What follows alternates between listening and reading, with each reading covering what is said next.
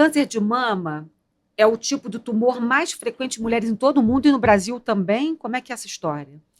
Exatamente, Flávia. A nossa incidência de câncer de mama no mundo em 2022 gerou em mais de 2 milhões de casos novos diagnosticados no mundo em 2022.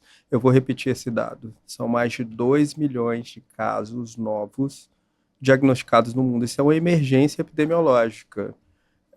A consciência em relação ao diagnóstico precoce em algumas regiões do mundo, ela é muito baixa. Geralmente, o acesso a essa informação ele é mais comum, ele é um acesso mais difundido em países desenvolvidos. Em países subdesenvolvidos, essa informação ela é negligenciada, ocorre muito diagnóstico tardio, e isso justifica, em 2022, mais de 600 mil casos de óbito por câncer de mama no mundo. Isso corresponde a dizer que uma mulher morre por câncer de mama a cada 30 minutos no mundo hoje. Então, enquanto a gente faz esse podcast, acho que 3 ou 4 mulheres morrem de câncer de mama no mundo, o que é um câncer hoje em dia que se considera filosoficamente curável. A gente sabe que os casos diagnosticados em fases iniciais e a mamografia tem esse poder de diagnosticar o câncer de mama não palpável, em fase ainda subclínica, enfim, com tumores menor que 1 centímetro. Nessa fase, o câncer de mama é curável. E no Brasil, o câncer de mama está à frente do câncer de pele? Ou não? Exatamente. São duas estatísticas um pouco diferentes. Quando a gente fala em tumores sólidos, realmente a gente exclui câncer de pele. Sei. Então, assim, câncer de mama está acima de cânceres sólidos como câncer de pulmão, câncer de colo retal, câncer ginecológico, em todas as regiões do Brasil, exceto na região norte, onde o câncer de colo de útero tem uma prevalência maior do que o câncer de mama, justamente por fatores relacionados a uma outra campanha que a gente vai ter que falar muito ativamente, que é a campanha de rastreamento e detecção de lesões precoces e redução de exposição a fatores de risco ao câncer de colo de útero, que difundidamente e prevalentemente, na grande maioria dos casos, está relacionado com infecção por HPV. Gente, que coisa curiosa. Quer dizer, o câncer de mama lidera as estatísticas no Brasil, mas especificamente na região norte do país, é o câncer de colo de útero por causa de HPV. Não que o câncer de mama seja pouco, não é pequeno o número de casos. Exatamente. Proporcionalmente, a incidência de câncer de mama na região norte, não que fica atrás, mas que o volume de diagnóstico de câncer de colo de útero naquela região é assustador.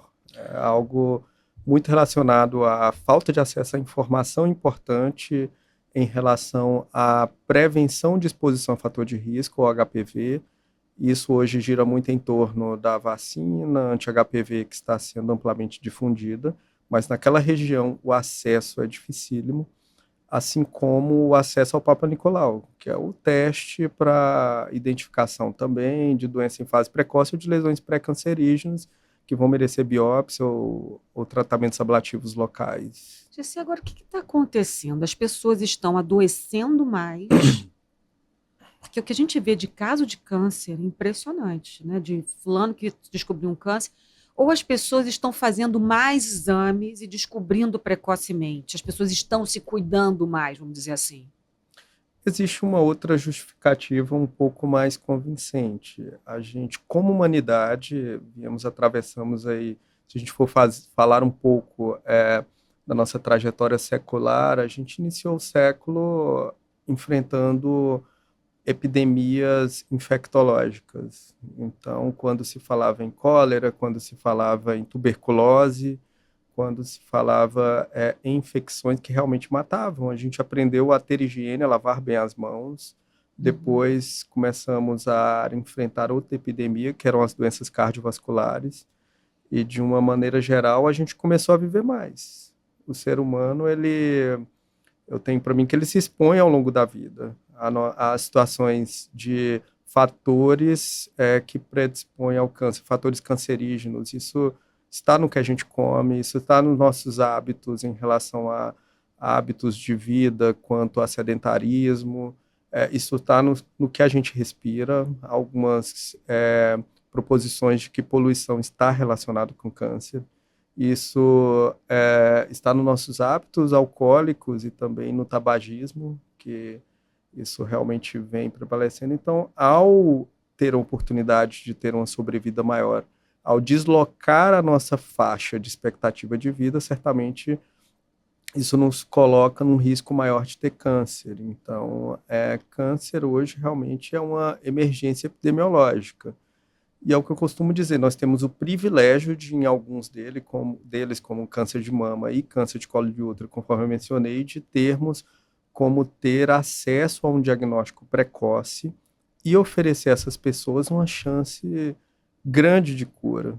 Só para você ter uma ideia, eu passei por um estágio agora de 40 dias em Boston, no Dana-Farber Cancer Institute, que é o centro oncológico de Harvard, nos Estados Unidos. Então, ali naquela região de Massachusetts, em Boston, eu considero que é um dos maiores rendas per capita do mundo. Então, acesso da população aos exames, ela é quase um acesso livre. Então, a conscientização também sobre a profilaxia sobre a profilaxia secundária, que é o rastreamento de câncer de mama, mamografia, ela é amplamente difundida.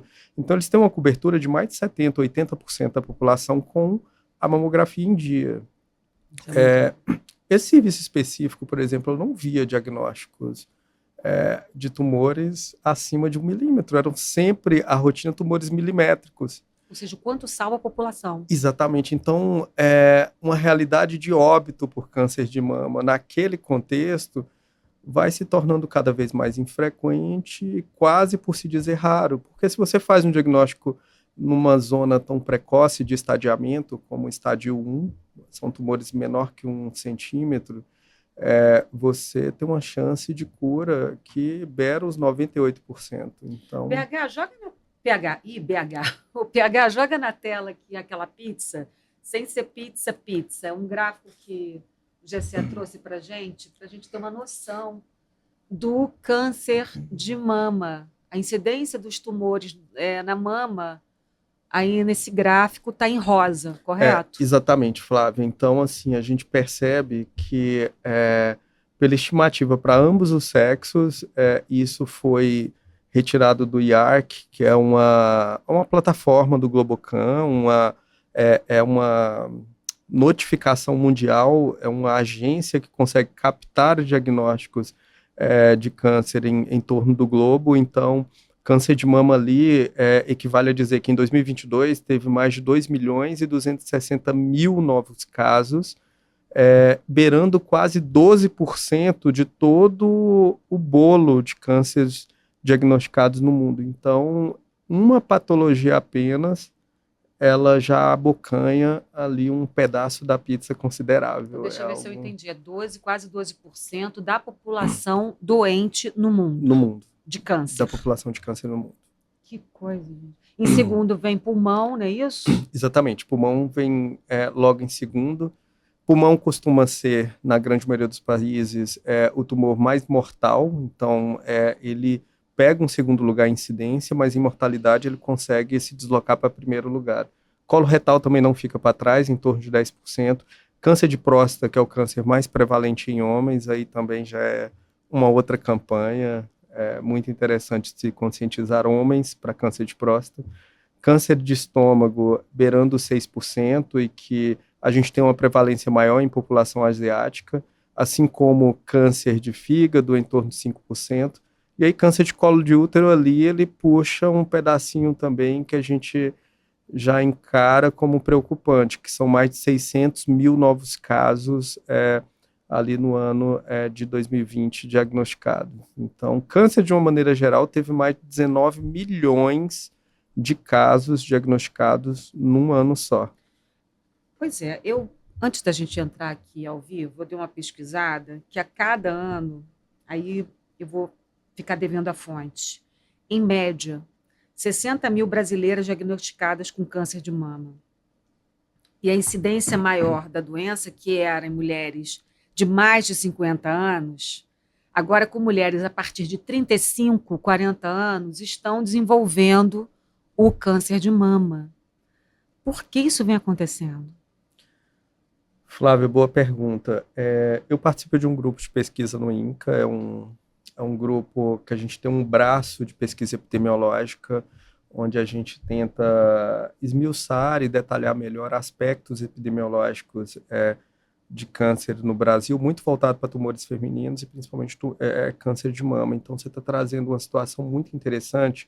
Nós temos dados que apresentamos como pôster no San Antonio Breast Cancer Symposium, que é o maior congresso de câncer de mama do mundo. Apresentamos esse pôster, nossa equipe do INCA, a gente apresentou em 2023, agora em dezembro, onde a gente constata e a gente mostra que a população de pacientes mais jovens, com menos de 45 anos, quando comparadas com as pacientes mais sêniores, acima de 65 anos, a velocidade de aumento de incidência ela é maior. Ela está significativamente maior, assim como a mortalidade também. Algumas justificativas, inclusive, a gente teve um fact sheet, que é um documento epidemiológico gerado também com dados americanos, mostrando que essa realidade também está presente lá. O Brasil ele tem uma velocidade de crescimento em pacientes mais jovens impressionante, muito maior do que em outros países do mundo. Então, assim, algumas teorias se fazem presente aí muito forte, como a mudança do hábito de vida da mulher no Brasil. A mulher, de certa forma, ela se expõe mais ao estrogênio quando ela passa a ter menos filho, quando ela passa a ter filho numa idade mais tardia, quando ela passa a mudar o seu hábito alimentar, ela passa a comer menos fibras e come mais carboidratos, mais gordura até, por que não falar, corantes, e a grande questão também é o hábito alcoólico. Mulheres estão realmente consumindo mais álcool, cigarro também entra para a conta. Então, diferente de câncer de pulmão, que muitas vezes você tem um fator de risco muito forte e definidor, câncer de mama você tem um agregado e um somatório, um efeito incremental de vários fatores de risco. Então, fatores genéticos também podem estar relacionados. Agora, maternidade, então, por exemplo, você não ter filhos, isso pode aumentar a incidência também? Exatamente, mais ciclos anovulatórios, que é definido por pacientes que não têm filhos ou que têm poucos filhos ao longo da vida. Isso pode predispor alguns cânceres guiados por hiperestrogenismo, tanto câncer de mama quanto câncer de endométrio. São dois cânceres aí que entram para a conta, porque nisso você diz que é um fator epidemiológico protetor, você ser multípara e ter mais filho versus ter um ou dois filhos ou ser nulípara sem filhos. Agora, Gessé, o Brasil está na média mundial de câncer de mama ou está na frente? A nossa tendência é de aumento. Em relação assim, à população mundial, nós temos também aumento de mortalidade. Em outras partes do mundo isso está reduzindo, mas no Brasil a nossa curva ela se diferencia em relação ao comum, a grande maioria dos pacientes do mundo, como que não estamos atingindo esses objetivos de redução de mortalidade. Nossa incidência permanece alta e nossa mortalidade também. Isso porque não tem prevenção? Falta prevenção?